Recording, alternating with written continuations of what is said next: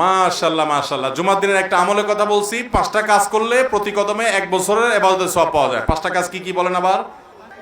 সকালে ঘুম থেকে আগে আগে উঠা, ফজর নামাজ জামাতের সাথে পড়া 1, গোসল করব উত্তম ভাবে 2, পায়ে হেঁটে মসজিদে আসবো 3, ইমামের কাছাকাছি গিয়ে বসবো 4, অনর্থক কাজ কথা কোনো কিছু বলবো না, চুপচাপ থাকবো 5। এই 5 কাজ করলে 1 বছরের সওয়াব। মাশাআল্লাহ মাশাআল্লাহ। কি করেন আপনি? কিসের পড়েন?